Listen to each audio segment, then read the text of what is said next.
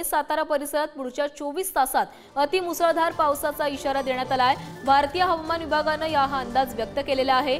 पुणे आणि सातारा जिल्ह्यातील नागरिकांना सतर्क राहण्याच्या सूचना देण्यात आल्या। तर या संदर्भामध्ये अधिक माहिती देतात आमचे प्रतिनिधी ज्ञानेश्वर चौतमल। ज्ञानेश्वर, पुढचे 24 तास हे पुणे आणि साताऱ्यासाठी महत्त्वाचे असणार आहेत, कारण अतिमुसळधार पावसाचा इशारा देण्यात आलेला आहे। काय अधिकची माहिती आहे?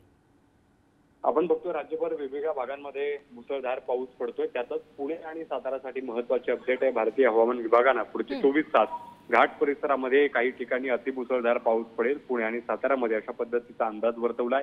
मैदानी भागामध्ये मध्यम स्वरूपाचा पाऊस पडू शकतो असंही म्हटलं गेलं आणि म्हणून नागरिकांनी सतर्क राहिलं पाहिजे, कारण घाट परिसरात पुणे आणि सातारा जिल्ह्यात अतिमुसळधार पाऊस पडेल असा अंदाज व्यक्त होतो। त्या पार्श्वभूमीवर खबरदारी घेण्याच्या सूचना देखील करण्यात आलेल्या आहेत।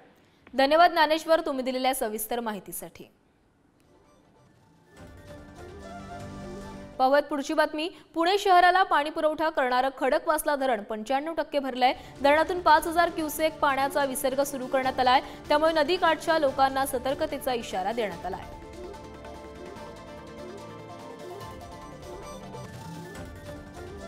गेले 2 दिवस सुरू असलेल्या दमदार पावसामुळे पिंपरी चिंचवड मधून जाणाऱ्या पवना नदीचं विहंगम दृश्य पाहायला मिळतंय। नदीचं पात्र दुथडी भरून वाहत आहे। धरण क्षेत्रातही दमदार पाऊस पडल्यानं पिंपरी चिंचवडकरांचे पुढच्या 6 महिन्याच्या पाण्याची चिंता मिटलेली आहे। नदीच्या याच विहंगम दृश्याचा आढावा घेतलाय आमचे प्रतिनिधी सचिन चपळगावकर यांनी। पिंपरी चिंचवड आणि मावळची लाईफलाईन असलेली पवना नदी दुथडी भरून वाहायला लागलेली आपण बघू शकतो की रावेच्या बंधाऱ्यापासूनचं हे विहंगम असं दृश्य आहे। नदी पात्र दुथडी भरून वाहू लागलेलं आहे। एकंदरीत जर बघितलं तर गेल्या 48 तासापासून पिंपरी चिंचवड असेल, मावळ असेल, मोठ्या प्रमाणात जो पाऊस आहे तो चालू आहे। काल रात्री 12 तासामध्ये 145 मिलीमीटरचा पाऊस जो आहे तो पवना नदीच्या पवना धरणाच्या कॅचमेंट एरियामध्ये झाल्यामुळे धरण जे आहे ते 54% भरलेलं आहे।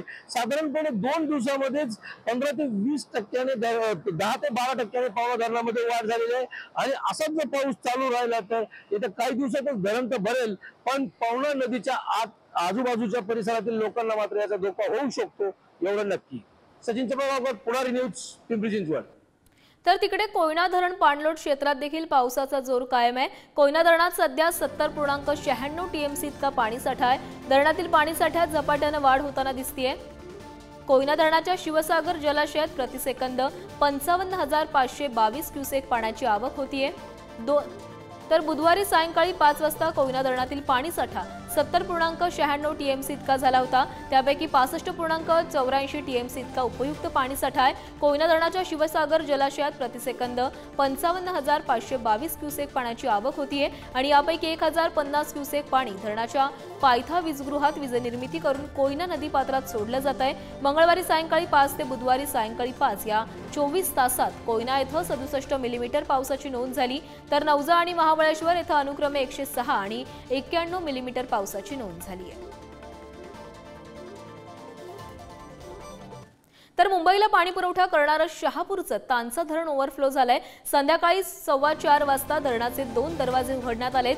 धरण ओव्हरफ्लो होऊन वाहू लागल्यानं मुंबईकरांचं पाण्याचं टेन्शन कमी झालंय। मागच्या आठवड्याभरापासून शहापूर तालुक्यात सतत कोसळणाऱ्या पावसामुळे तांचा धरण दुथडी भरून वाहू लागलंय, त्यामुळे त्याचे 2 स्वयंचलित दरवाजे उघडण्यात आले आहेत। तांचा धरणाखाली गाव आणि वाड्यापाड्यातील रहिवाशांना सतर्क राहण्याचं जिल्हा आपत्ती प्रशासनाकडून सूचना देण्यात आल्या।